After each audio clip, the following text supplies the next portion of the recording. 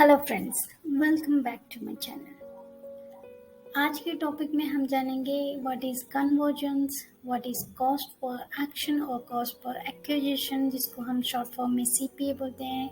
What is conversion rate, what is cost, what is conversion value and what is conversion value upon cost. पिछले video में मैंने clicks, impression and CTR related metrics के बारे में बताया था। अगर आपने वो वीडियो नहीं देखा है तो मैं डिस्क्रिप्शन बॉक्स में दे दूंगी, आप जाइए और उसको देखिए। आज की टॉपिक में हम यही सारे मैट्रिक्स कवर करेंगे जो मैंने पहले बताया, और नेक्स्ट मैं वीडियो लाऊंगी जो इम्प्रेशन शेयर रिलेटेड होगा। तो प्लीज़ मेरे चैनल को लाइक और शेयर, इवन सब्सक्राइब करना मत भूलें अगर आपको गूगल एड्स कम्प्लीटली जानना है। अगर आप मेरी सारी वीडियोस देखेंगे सो आई गारंटी यू कि आप हर वो इंटरव्यू पास करेंगे जो गूगल एड्स रिलेटेड होगा। ठीक है, so let's continue the topic. पहले आता है what is conversion in Google Ads. So conversion is nothing but a action. जब यूजर आपके ऐड देख के कोई भी एक्शन लेते हैं उसको कन्वर्जन बोलते हैं। फॉर एग्जांपल, अगर आपने ऐसा आपका कोई डिजिटल मार्केटिंग एजेंसी है और आपको लीड चाहिए और आप लीड के लिए एक थैंक यू पेज बनाया है और वहाँ पे आप गूगल एड्स बनाते टाइम बता रहे हैं कि अगर कोई भी यूजर आके आपका फॉर्म फिल करे that will consider as a one conversion, right. या तो फिर कोई आपका नंबर से आपको मोबाइल में कॉल करे, या तो फिर आपका अगर कोई ई कॉमर्स वेबसाइट है, ऑनलाइन किसी भी चीज़ को किसी ने परचेज किया तो उसको कन्वर्जन के हिसाब से कंसिडर किया जाता है। तो नेक्स्ट आता है what is cost for action और कॉस्ट फॉर एक्विजिशन, उसको शॉर्ट फॉर्म में बोलते हैं सीपीए। तो CPA is a important matrix जहाँ से आप लोगों को ना एवरेज अमाउंट पता चलता है कि कन्वर्जन पर कन्वर्जन कितना अमाउंट आपको पड़ रहा है एवरेज। तो ये कैलकुलेशन इसीलिए ज़रूरी है क्योंकि इस कैलकुलेशन को देख के आपको पता चलता है कि आप कितना अमाउंट स्पेंड कर सकते हैं पर कन्वर्जन, एवरेज अमाउंट। ओके, सो इसका कैलकुलेशन हम लोग कैसे करते हैं, total cost divided by total conversion. ठीक है, कितना कॉस्ट है डिवाइडेड बाय कितना कन्वर्जन आया, वो ही होता है average cost per action.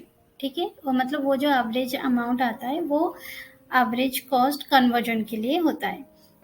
For example, अगर आपको 2 कन्वर्जन्स आए और एक कन्वर्जन का कॉस्ट आपको $2 और दूसरे कन्वर्जन का कॉस्ट आपको $4 आया तो टोटल कॉस्ट हमको $6 आ रहा है, राइट। सो $6 के हिसाब से 2 कन्वर्जन मतलब एवरेज आपको कितना आ रहा है, 6 divided by 2 equal to $3, right. यही होता है कैलकुलेशन। और बहुत सारे बिगनर्स लेवल पे जब भी कोई इंटरव्यू क्वेश्चन पूछता है तो यही क्वेश्चन भी बहुत आता है कि what is CPA and how to calculate CPA. ठीक है, सो ये भी इंटरव्यू के लिए भी आपके लिए एक क्वेश्चन का आंसर है। सो नेक्स्ट आता है कन्वर्जन रेट। कन्वर्जन रेट एक अनदर इम्पोर्टेंट मैट्रिक्स है, जैसे कि सीटीआर था तो ये भी परसेंटेज के हिसाब से दिखाया जाता है, बट इससे आपको पता चलता है कि आपकी एड्स कैसे परफॉर्म कर रहे हैं आज पर द कन्वर्जन, राइट। सीटीआर हो भी सकता है आपका बहुत अच्छा जा रहा है, आपका क्लिक्स बहुत अच्छा जा रहा है, बट अगर आपकी कन्वर्जन रेट अच्छा नहीं है, इन दैट केस आपको क्लिक्स तो आ रहे हैं बट वो कन्वर्ट नहीं हो रहा है, right. So in that case conversion rate को देख के आप डिसाइड कर सकते हैं कि okay this is the time to optimise your ads. Okay, and conversion rate को कैसे कैलकुलेट किया जाता है कि total conversion divided by total number of clicks equal to conversion rate. ये भी क्वेश्चन आता है what is conversion rate and how to calculate it. तो कन्वर्जन जितने भी आ रहा है और उसमें कितना क्लिक्स आ रहा है तो वही होता है कन्वर्जन रेट। तो नेक्स्ट हमारा है कॉस्ट।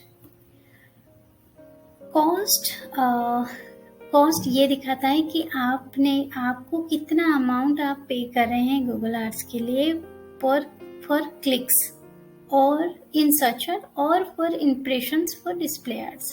तो वही होता है कॉस्ट। आपको जितने भी क्लिक्स आए हैं तो वो उस क्लिक्स के हिसाब से कितना कॉस्ट आपका स्पेंड हो रहा है। ठीक है, नेक्स्ट आ रहा है कन्वर्जन वैल्यू। सो ये हेल्पफुल है to measure and optimise the business impact.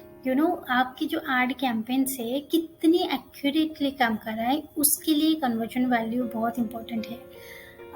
For example, अगर मान लीजिए आपका जो भी ई कॉमर्स वेबसाइट है ना, जितनी भी ई कॉमर्स वेबसाइट है उनके लिए तो कन्वर्जन वैल्यू बहुत ही इम्पोर्टेंट है। इससे आपको ना ईच एंड एवरी प्रोडक्ट के लिए एक, जब भी कोई एडवर्टाइजर कोई वैल्यू सेट करता है अपनी each and every different value for different product, तो उस हिसाब से जितनी कन्वर्जन आ रहा है और उसकी कन्वर्जन वैल्यू देख के आपको एक्यूरेट कन्वर्जन पता चलता है। तो बहुत सारे एडवर्टाइजर क्या करते हैं कि अपनी हिसाब से वो ये एडवर्टाइजर डिसाइड करता है कि वो वैल्यू क्या देंगे।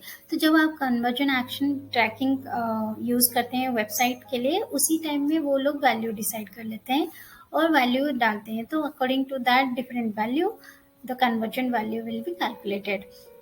मान लीजिए कि आपका एक फ्रीज है और जिसका कॉस्ट 500 है, तो उस हिसाब से उसने वैल्यू सेट किया। सो 500 के हिसाब से जितने भी कन्वर्जन आए और उस कन्वर्जन का फिर कन्वर्जन वैल्यू में जो भी वैल्यू आएगा उससे पता चलता है कि कितने एक्यूरेटली कन्वर्जन आया। ठीक है, फिर नेक्स्ट आता है कन्वर्जन वैल्यू अपन कॉस्ट, जो कि रोआ से ROI।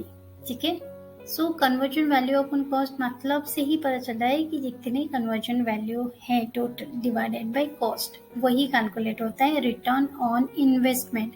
आपने जितने इन्वेस्ट किए हैं उसमें आपको कितना रिटर्न आया, वही कैलकुलेट होता है।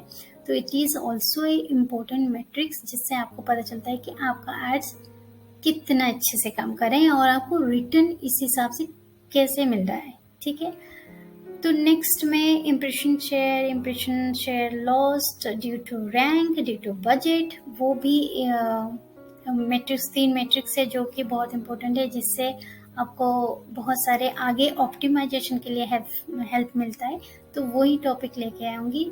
सो अगर आपको वीडियो अच्छा लगा तो प्लीज़ लाइक कीजिए, और अगर आपको फिर भी कोई डाउट है तो कमेंट सेक्शन में बताइए। I will definitely try to answer every doubt. Thank you for watching the video.